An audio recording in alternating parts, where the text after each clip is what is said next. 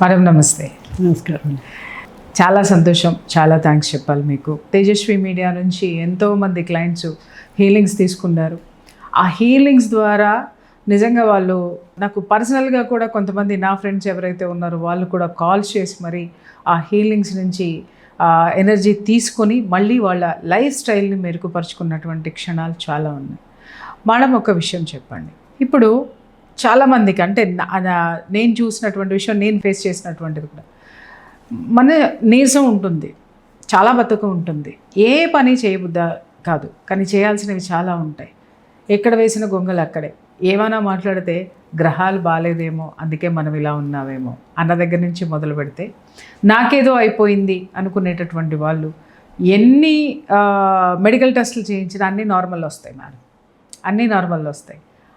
కానీ ఎక్కడ మనకి ఎనర్జీ లోపించింది అనేటటువంటి విషయం తెలియదు. సో ఎప్పుడైతే మనము ఆ లో ఎనర్జీలోకి వెళ్ళిపోతామో మనం ఏ పని చేయబుద్ధి కాదు, ముందుకు వెళ్ళలేకపోతామో, దాన్ని అందుకోలేకపోతామో, ఒక ప్రిజిడిటీ అనాలా లేకపోతే ఒక స్తబ్దత అనాలా, అది జీవితంలోకి ప్రవేశిస్తే చాలా ఫెయిల్యూర్స్ వస్తాయి మనకి. ఫ్యామిలీలో కానివ్వండి, జాబ్ ఇష్యూలో కానివ్వండి. ఇది ఎందుకు మనకి అంటే మెడికల్ టెస్ట్లో అన్నీ నార్మల్ వస్తాయి, బట్ మనం ఎందుకు అది ఫేస్ చేస్తాము? ఏ ఎనర్జీని మనం మిస్ అవుతున్నాము?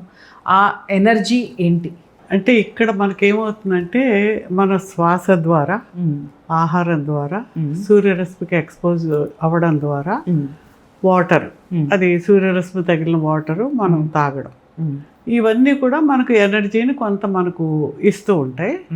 ఇవి కాకుండా శ్వాసతో పాటు శక్తి వస్తుంది.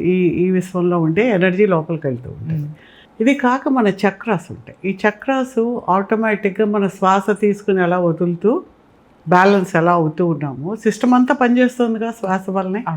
అలాగే ఈ చక్రాస్ కూడాను బయట ఉన్న శక్తిని తీసుకుంటూ ఉంటాయి, ఆ దగ్గరగా ఉన్న ఆర్గాన్స్కి సప్లై చేస్తూ ఉంటాయి. అక్కడి నుంచి నెగిటివ్ ఎనర్జీ మనలో తయారైంది, బాధ, కోపము, ఎమోషనల్ ట్రామాస్, ఫియర్స్, స్ట్రెస్ ఏర్పడిన నెగిటివ్ ఎనర్జీస్ ఇవన్నీ.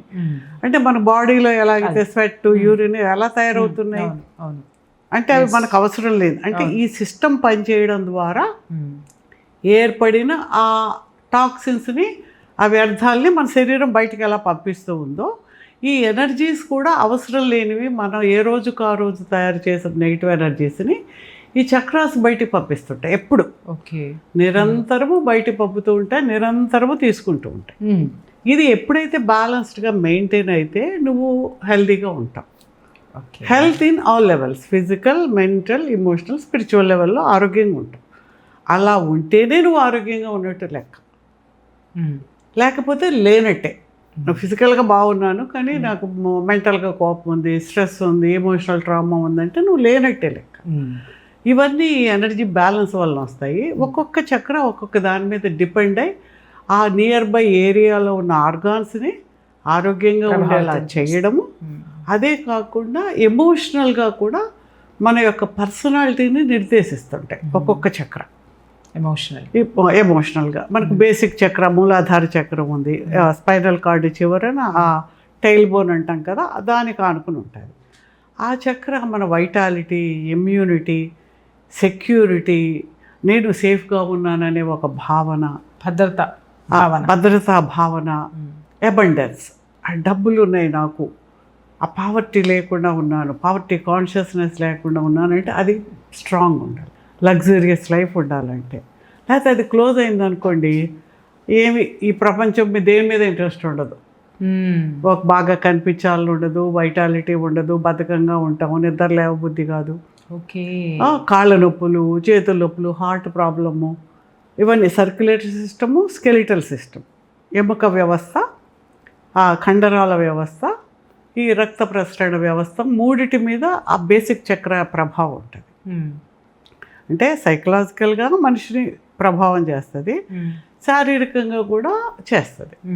ఇప్పుడు మన ఈ చక్రాస్ని మనం వాటిని అధ్యయనం చేసి వాటి గురించి తెలుసుకుంటే చాలా బుక్స్ ఉంటాయి. మీకు యూట్యూబ్లో కొన్ని 100 వీడియోలు ఉంటాయి. అవన్నీ పెట్టేసుకుని ఆ వీడియోలన్నీ చేసేస్తే పెద్ద ఏమీ రాదు. కొంచెం ఎనర్జీ ఫాలోస్ థాట్ కాబట్టి మీరు దాని మీద ధ్యాస పెట్టి చేస్తే అది కొంచెం యాక్టివేట్ అవ్వచ్చు. కానీ ఇర్రెగ్యులర్గా యాక్టివేట్ అయితే దానివల్ల ఇబ్బంది కూడా ఉంటుంది. ఒకటి ఎక్కువగా యాక్టివేట్ అవ్వడం, ఒకటి క్లోజ్డ్గా ఉంటే ఎలాగంటే ఎక్కడన్నా బ్లాక్ ఉంటే పక్క నుంచి ఏదో బయటికి చిమ్ముతుంది కదా, ఒక ట్యాప్ అలాగా అలాగా జరుగుతుంది. మనము దివ్య శక్తిపాత యోగంలో ఆల్ చక్రాస్ బ్యాలెన్స్ అయ్యి వాడి లైఫ్లో బాడీ, మైండ్ అండ్ స్పిరిట్ అనుసంధానమై వాడి జీవితంలో అంటే ఫిజికల్గా అనారోగ్యం నుంచి ప్రివెంటివ్, క్యూరేటివ్, జబ్బు లేకుండా ఉండడము, రాకుండా తగ్గించుకోవడము, వచ్చిన దాన్ని కూడా తగ్గించుకోవడం, ఆ విధంగా. అలాగే ఎమోషనల్ పెయిన్ ఉంటుంది మనకు, తెలుసో తెలియకో ఎన్నో సబ్కాన్షియస్ మైండ్ ట్రామాస్ ఉంటాయి. అలాగే మనం మనీ క్లాస్ మొదలు పెట్టాము, దాంట్లో వాళ్ళందరూ ఏం చెప్పారు, మనీ గురించి భయము, ఒకలాంటి కోపము, తప్పేమో, మనీ అంటే ఏదో ఆ భావంలోంచి ముందు ఆ సబ్కాన్షియస్ మైండ్లో చిన్నప్పుడు పడిన మాటల ద్వారా వచ్చిన మాటలే కదా రోజు మనం వింటూనే ఉంటాం, ప్రతిరోజు వింటుంటాం నెగిటివ్ అబౌట్ మనీ. అది ఆ ఎమోషనల్గా ఎప్పుడైతే నువ్వు మనీకి దూరం అయ్యో నీకు అబండెన్స్ లేకుండా అయిపోతుంది. నువ్వు మనీని అట్రాక్ట్ చేయలేవు. ఎన్ని మాటలు నేను మిలియనీర్, మనీ మ్యాగ్నెట్ ఇవన్నీ అనుకుంటూ ఉంటాం, పైపైన అనుకుంటాం, లోపల సబ్కాన్షియస్ మైండ్ కాదు కాదు కాదు అని చెప్తుంటుంది. వాస్తవం. ముందు దానికి వెళ్ళి దాన్ని కన్విన్స్ చేసి ఎప్పుడైతే నీకు 2 ఏళ్ళు 3 ఏళ్ళు 4 ఏళ్ళప్పుడు పడిన ఎమోషనల్ ట్రామా లోపలికి వెళ్ళి దాన్ని క్లియర్ చేసేసి ఆ ఎనర్జీ బ్లాక్ని క్లియర్ చేసి విత్ హయ్యర్ ఎనర్జీస్ తోటి మనం పాజిటివ్ ఎనర్జీని మనం అక్కడ పెట్టడం ద్వారా చాలా తొందరగా మనం బయటకు వస్తాం. అంటే ఇంతకాలం రాని అంత ఒక్క పూటలో ఎలాగ వచ్చేసిందండి అంటే దానికి ఆపరేషన్ చేస్తే మరి ఇది అలాగే ఉంటుంది అన్నమాట. ఎగ్జాక్ట్లీ. చాలా మంది అడిగేటటువంటిది ఏంటంటే ఇన్ని సంవత్సరాల మట్టి ఉన్నది అది ఒక్కసారి అలా పిలవగానే వస్తుందా అని అంటే, నిజమే, హార్ట్ హోల్స్ ఉన్న ఇన్ని సంవత్సరాల మట్టి నువ్వు సర్వైవ్ అయినావు, అది ఒక్కసారి నువ్వు కొలాబ్స్ అయిపోయిన తర్వాత హార్ట్ ఆపరేషన్ ఎంతసేపు చేస్తారమ్మా, 4 అవర్స్లో చేసేస్తారు, లేదా 1 అవర్, ఏదో సర్టన్ టైం ఉంటుంది. అది అవ్వగానే బయటపడిపోతావు కదా ప్రమాదం నుంచి. అంటే అక్కడ ఉన్న బ్లాకేజ్ తీసేస్తారు, అక్కడ ఉన్నటువంటి ఏదైతే ఆ టాక్సిక్ ఇది ఉందో దాన్ని తీసేస్తాడు సర్జన్. అలాగే ఇది కూడా ఈ హీలింగ్ ఎనర్జీ లెవెల్లో జరుగుతుంది, ఎనర్జీ లెవెల్లో వెళ్ళి అది క్లియర్ అవ్వడం జరుగుతుంది. ఎగ్జాక్ట్లీ. అంటే ఇక్కడ మనకి గత కొన్ని శతాబ్దాల నుంచి సైంటిఫిక్ రీజను అని ఈ సైంటిఫిక్ రీజన్ని మనం బాగా అడిగారు. నాకు బీపీ పెరుగుతుంది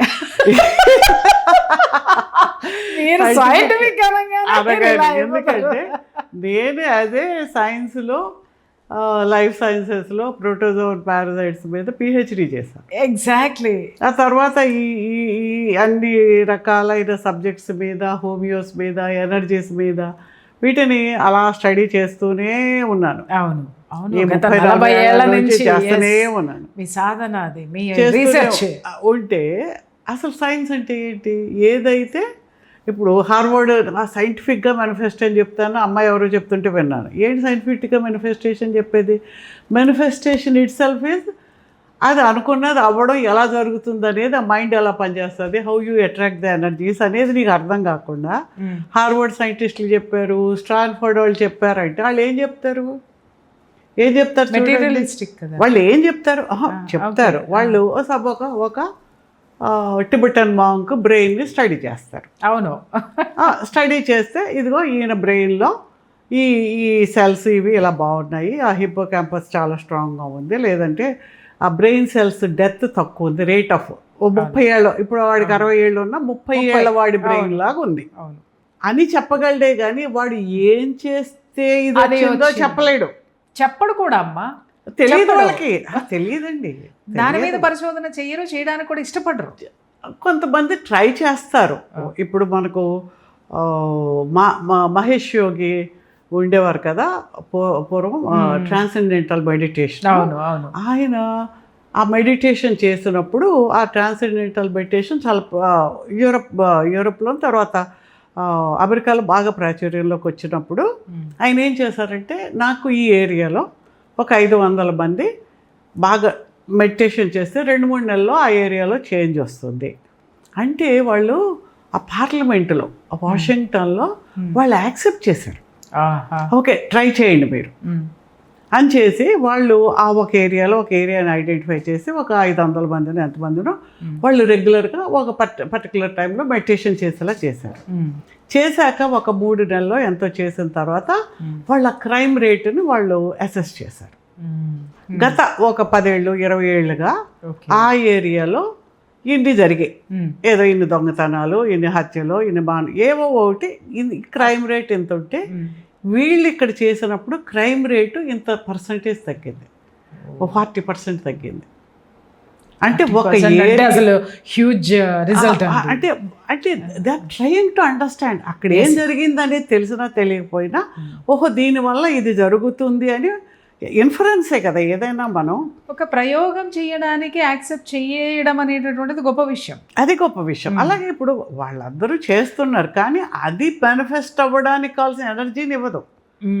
సైంటిఫిక్ వేలో ఎలా జరుగుతుందో తెలుసు కానీ ఇది తెలిసిన తర్వాత నీకేముంది, నువ్వు స్విమ్మింగ్ చేయడం పుస్తకాలు చదివావు, ఇంటర్నేషనల్ స్విమ్మింగ్ రూల్స్ నీకు తెలుసు, ఒలింపిక్స్లో ఎలా ఈత కొట్టాలో నీకు తెలుసు, ఎంత పొడుగుంటుంది ఎంత అడ్డంగా ఉంటుందో తెలుసు. అంటే ఆర్టికల్ రాయడానికి మనకు వస్తుంది, స్విమ్మింగ్ పూల్లో కూడా స్విమ్మింగ్ చేయలేవు. అదే వాడు చక్కగా ఫిషర్మెన్ సన్నని ఆడేస్తే సముద్రంలో ఈదుకుని వెళ్ళిపోతాడు. ఎగ్జాక్ట్లీ.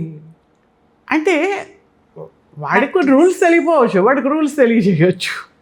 కాబట్టి సైంటిఫిక్ వే అంటే మనం ఏదో పెద్ద సైంటిస్టులు అయిపోయినట్టు ప్రతి 10th చదివిన వాడు సైంటిఫిక్ వే అయితే ఇది నేర్చుకోవాలి అని వెళ్ళిపోవడం. నీకు ఎనర్జీ ఉండాలి కదా.